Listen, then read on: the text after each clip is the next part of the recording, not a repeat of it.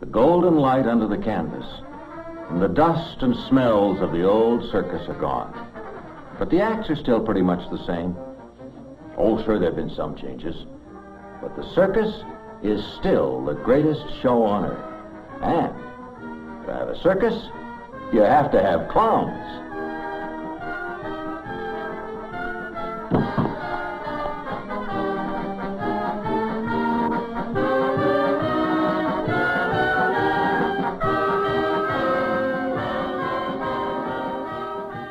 I'm Pete Turner, otherwise known as Peanut the Clown. I'm 56 and I've been a clown for 32 years this year.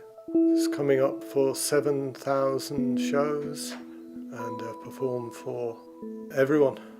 Her Royal Highness, the Queen, to every strata of society and every type of imaginable event, from christenings to weddings to even a couple of funerals.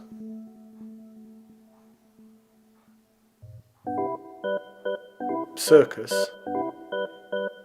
is a vast subject, vast. It's global, it's around the world, and the modern form of the tented show has been around for about 300 years. It's big business as well. Public taste has moved away from that traditional live performance, and I think we're in a place where we have to reinvent it one more time.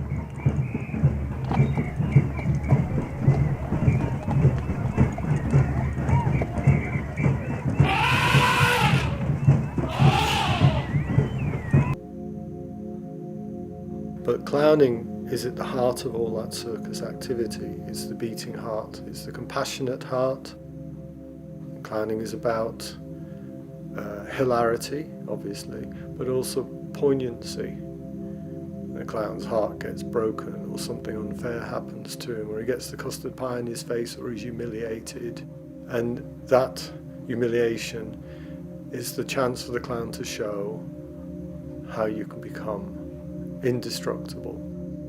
It's a poetic form. It touches on the whole of human experience, and it brings people through a narrative that they can identify with. Clowning comes from real culture and somewhere very deep inside people's being. And I wonder if it's also a spiritual thing, that people want to experience their problems and gain a perspective on them where they can laugh at the trivial things and have compassion for the deeper things.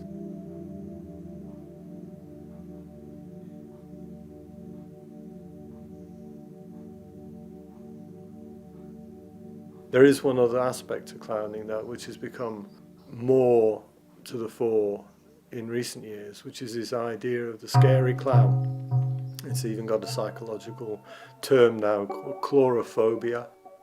I think it started with that film It, and then it became like a stock thing in horror movies that people would dress up as a clown and go around murdering people. And then some people actually did it for real. But that's because they were just grabbing an image that would have a disturbing aspect to it. I think it's the makeup. I think the makeup is a crucial thing because the makeup is perceived as a mask, and if someone's wearing a mask, they usually have something to hide. I think that's the perception. When I first started, I never heard of the scary clown. I never heard of being frightened of clowns. It just never occurred. Then over the last 10 to 20 years, I hear it more and more often, so that now, almost every other phone call I get from a client, the mother will say, I'm scared of clowns, or the child is scared of clowns. And I always have to ask, well, why are you booking me then? The paradoxical answer is because we want to clown at our children's party. So there seems to be a tension there between clowns are exciting and they are entertaining, but some people are frightened of them.